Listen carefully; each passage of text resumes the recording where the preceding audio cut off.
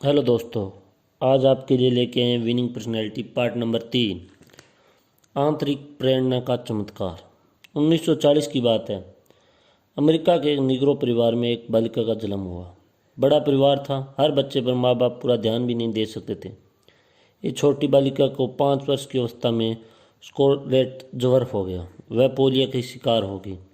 दोनों पाँव से लंगड़ाने लगी। वह अपनी ऐश्य दशा पर दुखी रहने लगी। उसकी एक बड़ी बहन बास्केटबॉल की खिलाड़ी थी।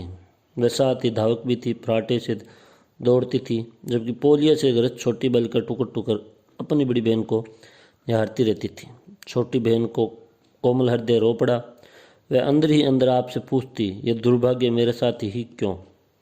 6 वर्ष बीत के जब बालिका 11 वर्ष की हुई तो एक दिन परिवार के फैमिली डॉक्टर घर आए। बालिका ने पूछा अपने फैमिली डॉक्टर से, डॉक्टर साहब, क्या मैं कभी दौड़ सकती हूँ दीदी की तरह।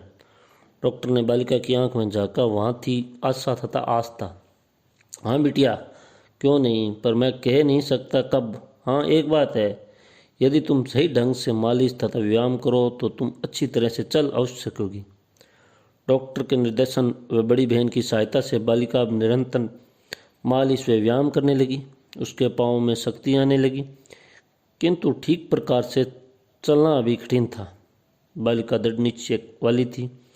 उसकी अंदर चलने की आवाज़ थी, आगे बढ़ो, रुको मत। वह निरंतर व्यायाम करती रही तथा उसकी टांगों की मालिश चलती रही। परिवर्तन अब आने लगा था। 13 वर्ष की आयु तक आते आते वह लगभग सीधा चलने लगी थी। दौड़ने का लक्ष्य भी दूर था। उस बालिका ने 13.5 वर्ष की आयु में एक स्कूल के छात्रावास में प्रवेश लिया। प्रत्येक प्रातः व संध्या स्कूल के खेल के मैदान में जाकर दौड़ने का अभ्यास करने लगी। गिरती उड़ती गिरती वह डटी रही अपने मार्ग पर और धीरे धीरे अपने लक्ष्य की ओर बढ़ती चली गई। 14 वर्ष की आयु में वह दौड़ में स्कूल की चैंपियन बन गई।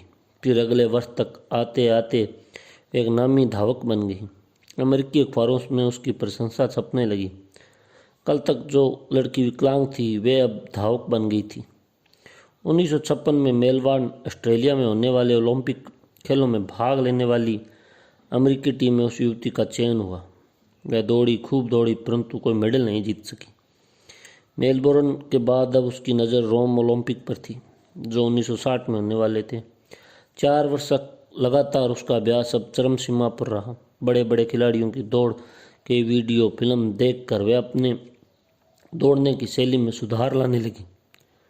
अपनी दौड़ की वह वीडियो फिल्म देखती हुए अपने कोच की सहायता से अपनी दौड़ को और सुधार करने लगी।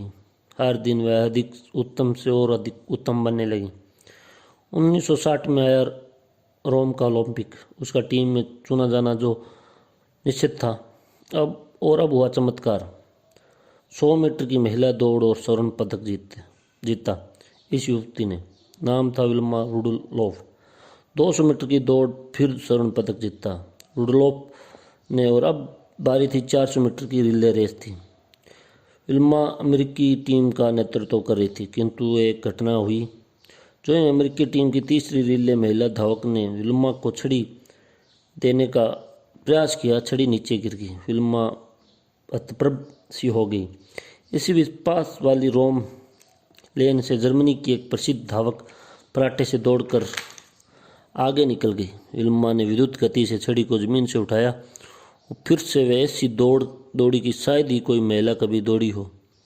आन फान में विल्मा ने जीत का रिबन छू लिया। वह तीसरा स्वर्ण पदक अमेरिकी टीम ने जीत लिया। ओलंपिक के इतिहास में यह पहला अवसर था किसी महिला धावक ने तीनों स्वर्ण पदक एक साथ जीते हो। विल्मा विश्व चैंपियन थी। कल तक की विकलांग आज विश्व विजेता थी। कालांतर में विल्मा एक स्कूल में अध्यापिका बनी। बच्चों के लिए वे एक प्रेरणा का महान स्रोत थी। विकलांग बालकों को विल्मा कहती, बच्चों में तुम्हारा भविष्य हूँ, विकलांगता हमें हरा नहीं सकती। ऐसे सैकड़ों उदाहरण हैं जिन्हें मैं ईश्वर की दो सीमाओं व निर्बलताओं को मानव ने अपने आत्मबल से जीता। टॉमस एल्वा एडिसन बचपन से ही कुछ कम सुनता था। उसके अध्यापिका ने उसे स्कूल से इसलिए हटा दिया था कि वह अध्ययन में कुशग्र नहीं था। एडिसन की माँ ने कहा कि मैं अपने बेटे को बढ़ाऊंगी, और वही एडिसन विश्व का महान अन्वेषक बना। प्रसिद्ध संगीतकार बीथोवन प्रौढ़ावस्था में बेरा हो गया था। किंतु मधुर एवं अद्वितीय संगीत की रचना उसने बंद नहीं की थी। मिल्टन ने अंधा होने के बावजूद पैराडाइज लोस्ट तथा पैराडाइज रिंगनेट जैसे अनमोल ग्रंथों से उसे गहन सत्य को देखा जो सामान्य आंखों वालों कभी नहीं देख सकता था। फ्रैंकलिन डिलानो रूजवेल्ट दोनों टांगों से पोलियोग्रस्त होने पर भी 4 बार अमेरिका का राष्ट्रपति चुना गया। 2 वर्ष की आयु में गूंगी, बहरी व अंधी बनने वाली बालिका हेलन केलर विश्व की महानतम समाज सेविका में से एक बनी। बात आंतरिक प्रेरणा की है, हमारी छोती हुई शक्तियों को जगाने की है। एक अथाह खजाना है, हमारा अंतकरण अद्भुत प्रेरणा का आवश्यकता है उसे छूने की, वे उसकी मणियों को अपने संकल्प की मुट्ठी में भरने की। आंतरिक प्रेरणा का रहस्य आज तक पूर्णतः उद्घाटित नहीं हो गया। नंबर 6, जब आलोचना बने प्रेरणा। महाकवि कालिदास आरंभ में एक अनपढ़ गंवार युवक था। अहंकारी ज्ञानवान राजकुमारी विद्योत्तम से उसका विवाह विद्योत्तम के शत्रुओं द्वारा नियोजित शास्त्रोक्त के फलस्वरूप संपन्न हो गया। अपने पति के अज्ञान और उसकी मूर्खता का रहस्य खुलने पर विद्योत्तम ने उसकी असीम आलोचना की एवं उसे अपमानित किया। आलोचना व अपमान का प्रतिकार करने की कालिदास ने ठान ली। वह बड़ा साक्षर बना, अध्ययनशील बना, विद्वत्ता प्राप्त की महान कवि बन गया। अभिज्ञान, संतुलनतम, मेघदूत एवं कुमार संभव के लेखक महाकवि कालिदास शून्य से शिखर पुरुष बने। ये उनकी आलोचना को प्रेरणा में प्रवृत्त करने की शक्ति का ही परिणाम था। मोहनदास बने महात्मा। दक्षिण अफ्रीका में एक भारतीय वकील मोहनदास करमचंद गांधी वकालत के सिलसिले में रेल से प्रेटोरिया जा रहे थे। वह अश्वेत थे, उसे कुली बैरिस्टर के नाम से जाना जाता था। प्रथम श्रेणी में यात्रा करने वाले इस कुली बैरिस्टर को एक रेलवे स्टेशन पर उसके सामान सहित प्रथम श्रेणी के डिब्बे से बाहर धकेल दिया गया, क्योंकि एक दक्षिण अफ्रीकी गोरा यात्री एक अश्वेत को सह यात्री के रूप में बर्दाश्त न कर सका। ठुरती सर्दी व रेलवे स्टेशन के प्रतीक्षालय में बिना गर्म कपड़ों के रात बिताते समय अपने अपमान व आलोचनाओं से दुखी होकर मोहनदास करमचंद गांधी ने अपने आप से प्रश्न किया, वापस भारत लौट चलूं अथवा संघर्ष करूं इस रंग भेद से। अंदर से एक आवाज आई, संघर्ष करो, और एक साधारण बैरिस्टर असाधारण मानव बन गया। महात्मा गांधी गौरवी यात्रा को यह पहला कदम था। इस प्रकार आलोचना एवं अपमान अपूर्व प्रेरणा का सशक्त आधार बना। आलोचना का सार्थक पक्ष। आलोचना को व्यक्तित्व के विकास में सहायक तत्व मानना चाहिए कि बाधक। आलोचना हमारे क्रम, व्यवहार एवं चरित्र में निखार लाती है। कबीर की सीख है कि अपने निंदक को हर समय साथ रखो, उसके लिए अपने आंगन में कुटिया बना दो। वह बिना पानी व साबुन के आपका स्वभाव निर्मल कर देगा।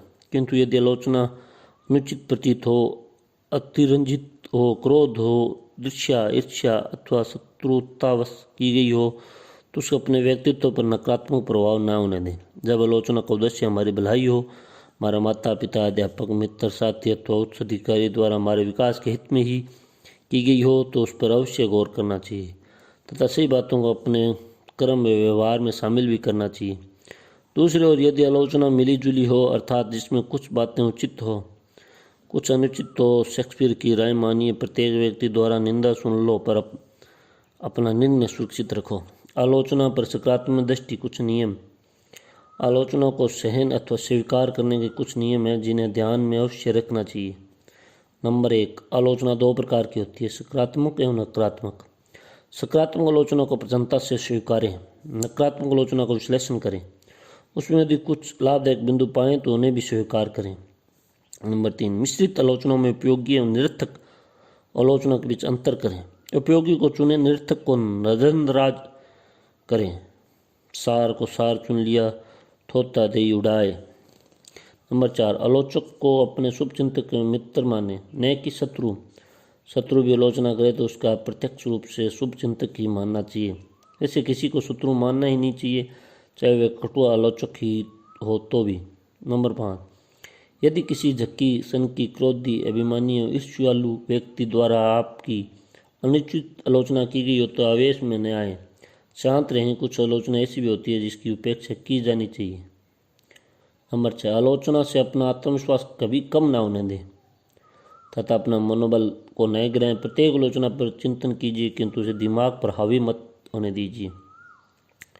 यदि आप तेजी से आगे बढ़ रहे हो अथवा ऊंचे पद पर हो, आपकी ख्याति बढ़ रही हो, आप लोकप्रिय, धनवान, सुंदर, कुशाग्र एवं अथवा अपने बॉस के नज़दीक हैं, तो ईर्ष्या वर्षा आपकी आलोचना अवश्य होगी। इस आलोचना आपकी प्रशंसा ही माने, क्योंकि ईर्ष्या भी प्रशंसा का एक रूप है। नंबर 8, आलोचनाओं के कारण न दुखी हो, न व्यथित हो, न रोएं, न चिल्लाएं, न निराश हो, न क्रोध, न आलोचकों से झगड़ा करें अथवा उनसे नफरत करें। बहुत परेशान हो तो लिख डालिए अपनी परेशानी को, फिर अपने आप को लिख कर हिसाब समझ लीजिए, अपने गुरु स्वयं बनिए। नंबर 9, आलोचनाओं को दिल से ना लगाएं। आलोचना हुई, अपने चिंतन किया, सोचा, समाधान किया, मुस्कुराए, आगे बढ़े, बस यही रीति होनी चाहिए। नंबर 10, जहाँ आपकी गलती हो वहाँ क्षमा मांग लीजिए, यदि नहीं है तो